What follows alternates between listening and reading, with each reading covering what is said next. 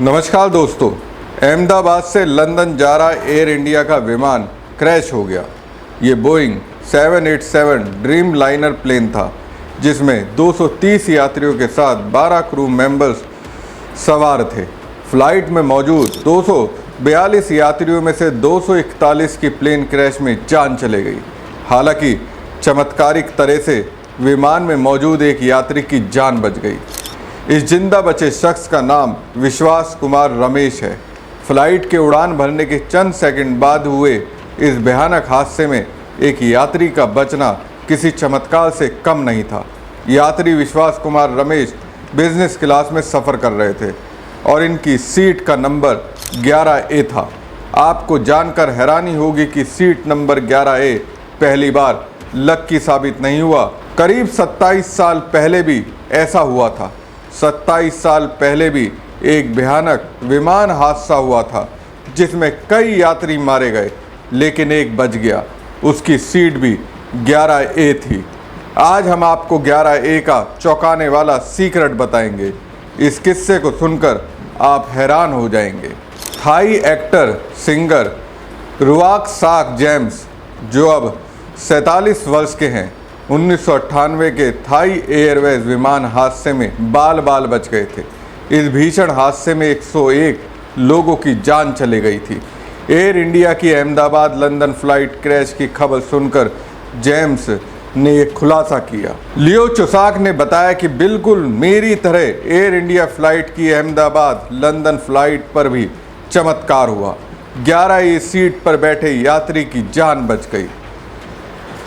रुवाकसाक James ने बताया कि 1998 का वो प्लेन हादसा जिस समय हुआ तो उनकी उम्र 20 साल थी।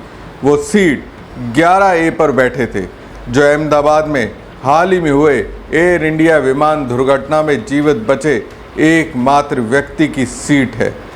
रुवाकसाक फ्लाइट TG 261 में सवार थे। ये उतरते समय दलदल में जा गिरा।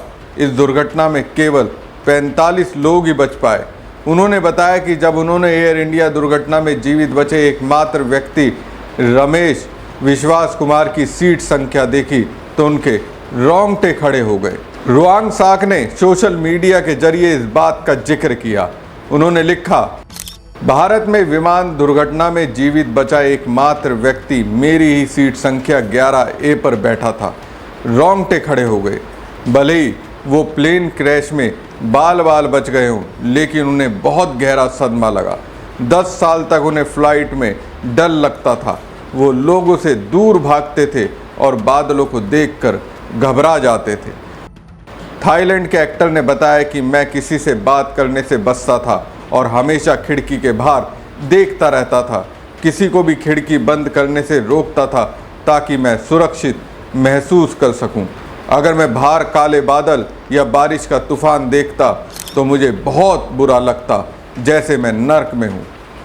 अहमदाबाद में एयर इंडिया के विमान के दुर्घटनाग्रस्त होने से जहाँ पूरा देश स्तंभ है, वहीं इस दुर्घटना ने एक पुराना जख्म ताज़ा कर दिया। ये जख्म मिला था महाराष्ट्र में परभणी के निवासी वसंत चौहान को।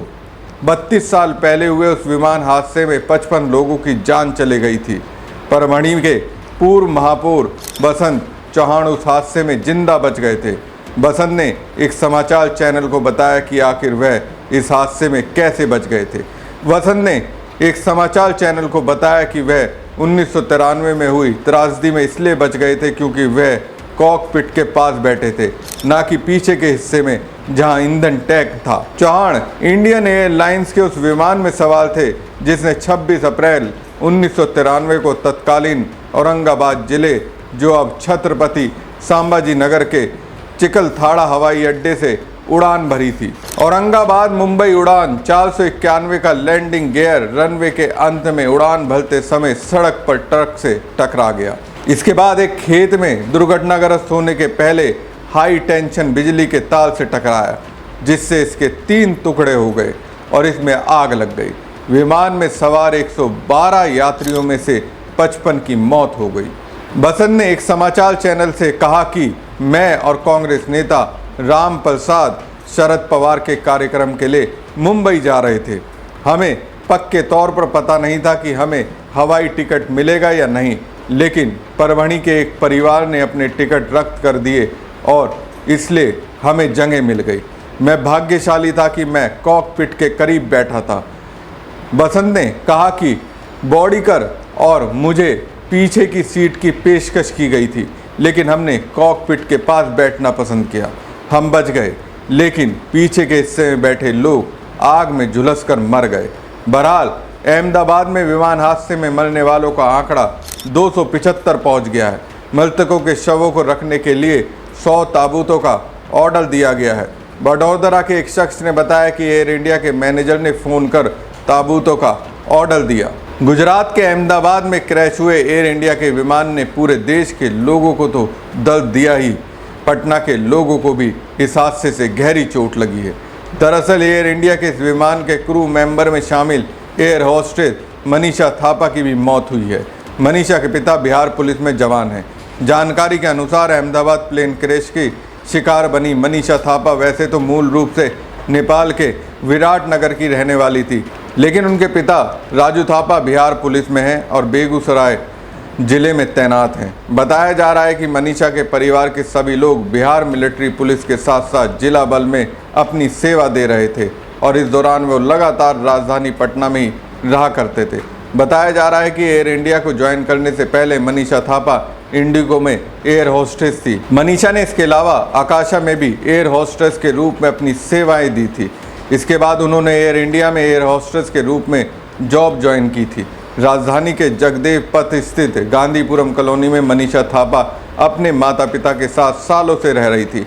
मनीषा स्वभाव से ही मिलनसार थी। अचानक हादसे में मौत के बाद मनीषा के माता पिता को अब तक यकीन नहीं हो रहा है।